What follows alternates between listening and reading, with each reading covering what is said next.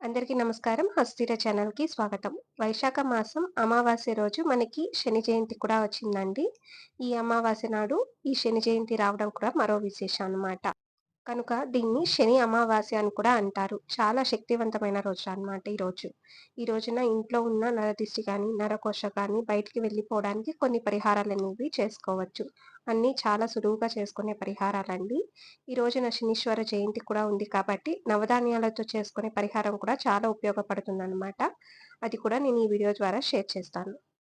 మన వీడియో మొదటిసారి చూస్తుంటే ప్లీజ్ లైక్ చేయండి. మీకు తెలిసిన వారికి షేర్ చేయండి. మన ఛానల్‌ని సబ్స్క్రైబ్ చేసుకోండి. వీడియోలో నేను కొన్ని రెమెడీస్ చెప్తానండి. అన్నీ మన దగ్గర ఉండే వస్తువులతోనే మనం దిష్టిని ఎలా సులువుగా తీసుకోవచ్చు ఈ అమావాస్య రోజు అనేది మనము తెలుసుకుందాము. ఇంట్లో తరచూ గొడవలుగా ఉన్నా, లేకుంటే అనారోగ్యాల పాలవుతున్నా, పనులు ఏదైనా ఆరంభించినా అందులో ఆటంకాలున్నా వీటికన్నిటికి కారణం నరదిష్టి, నరఘోష అని అంటారు కదండీ!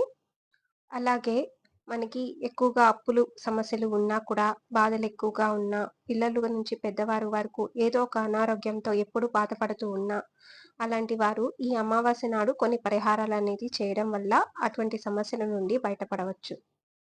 ఆ పరిహారాలనేవి సులువుగా మనం మన ఇంట్లోనే చేసుకోవచ్చండి. దీనివల్ల పాజిటివ్ ఎనర్జీ అనేది పెరుగుతుంది మన ఇంట్లో. కనుక ప్రతి ఒక్కరూ ఈ అమావాస్య రోజున ఏదో ఒక పరిహారాన్ని చేసుకోవడానికి ప్రయత్నించండి. ఈ 2026వ సంవత్సరంలో వైశాఖ అమావాస్య శనీశ్వర జయంతి జరుపుకుంటారు. మరి ఈ అమావాస్య శనివారం కలిసి రావడంతో మరో విశేషంగా కూడా ఏర్పడిందనమాట.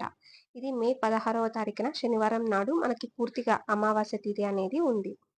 ఈ రోజున శనీశ్వర ఆలయాల్లో ప్రత్యేక పూజలు చేసుకోవడం వలన శని బాధలు ఉన్నా, అలాగే జాతకంలో ఏమన్నా దోషాలు ఉన్నా తొలగిపోతాయి.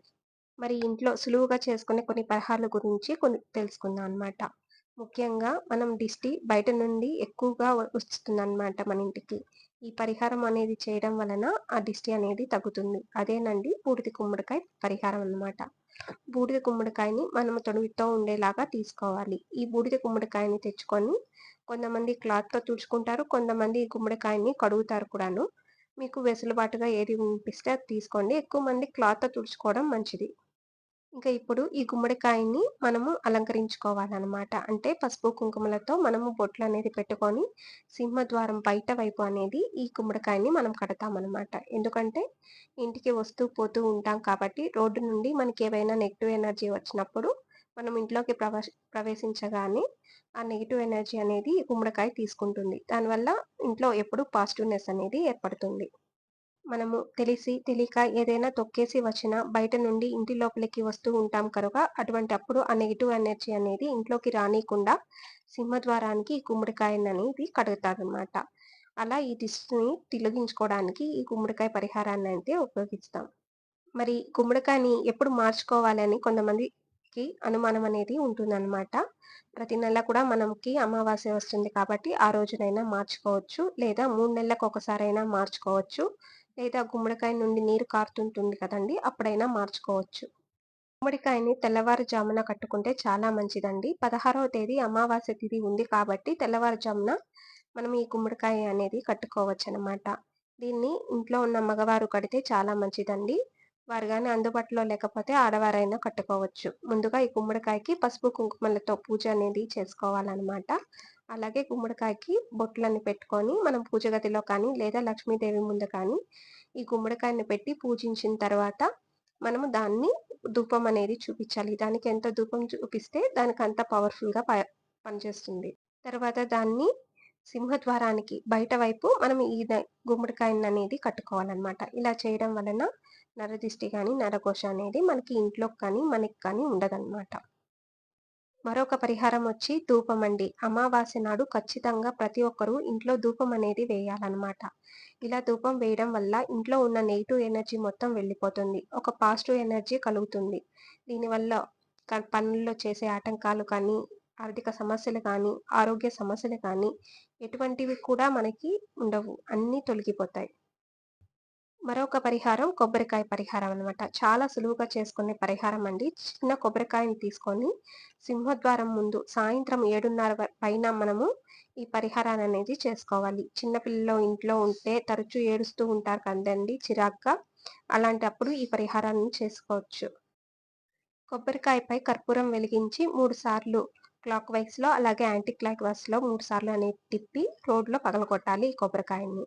ఇంటి లోపలికి వచ్చే ముందు కాళ్ళు, చేతులు కడుక్కొని రావాలి. ఇలా చిన్న పిల్లలకి మరియు సింహద్వారానికి కూడా చేయడం వలన ఈ దిష్టి అనేది తొలగిపోతుంది.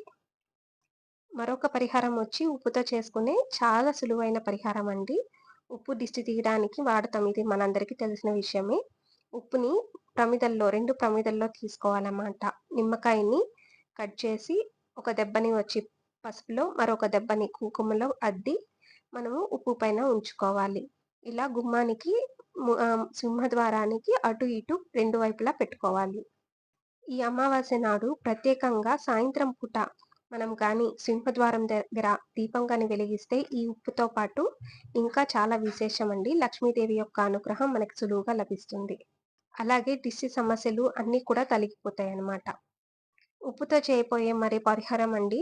ఒక ఇత్తడి ప్లేట్‌లో కానీ, రాగి ప్లేట్‌లో కానీ ఉప్పుని తీసుకొని దానిలో కుంకుమ అలాగే నిమ్మకాయను పెట్టి దానిపై కర్పూరం పెట్టి దిష్టి అనేది తీయాలనమాట. ఈ దిష్టి అనేది మనము డబ్బు నిల్వ చేసుకునే బీరువా కానీ, అలమరలో కానీ తీసుకోవడం వలన అప్పుల బాధ నుండి బయటపడడమే కాకుండా సంపద కరిగిపోకుండా ఉంటుంది. ఇంకా లక్ష్మీదేవి యొక్క అనుగ్రహం కూడా మనకి లభిస్తుందనమాట. ఈ ఉప్పుతో ఇలా దిష్టి తీసుకోవడం వలన సంపద అనేది స్థిరంగా ఉంటుంది. దిష్టి తీసిన తర్వాత ఈ ఉప్పుని ఎవరు తొక్కని చోట పడేయాలి. ఇంటి లోపలికి వచ్చే ముందు కాళ్ళు, చేతులు కడుక్కొని లోపలికి రావాలి. ముందుగా చెప్పిన విధంగా ఈ అమావాస్యని శని అమావాస్య అని కూడా అంటారు. ఈ శని అమావాస్య నాడు నవధాన్యాలతో చేసే పరిహారం చాలా విశేషమైనది.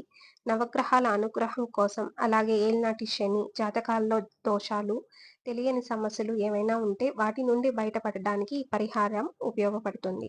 నవగ్రహాల అనుగ్రహం కోసం నవధాన్యాలను కొంచెం తీసుకొని దాంట్లో ఉప్పు వేసి దానిపై కొంచెం ముద్ద కర్పూరం లాంటిది పెట్టి వెలిగించి దిష్టి అనేది తీసుకోవాలన్నమాట. నవధాన్యాలనేవి కాలిపోతాయండి. అలా మన దిష్టి కూడా పోతుంది.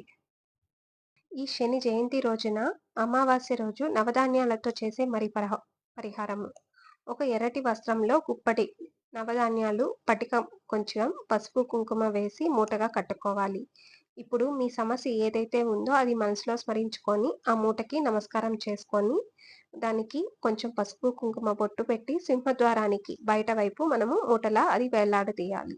ఈ మూటని కట్టేటప్పుడు మనము అమ్మవారిని స్మరించుకుంటూ ఆ మూటని ఇంటి యజమాని ఆ సింహద్వారానికి కట్టితే చాలా మంచిది.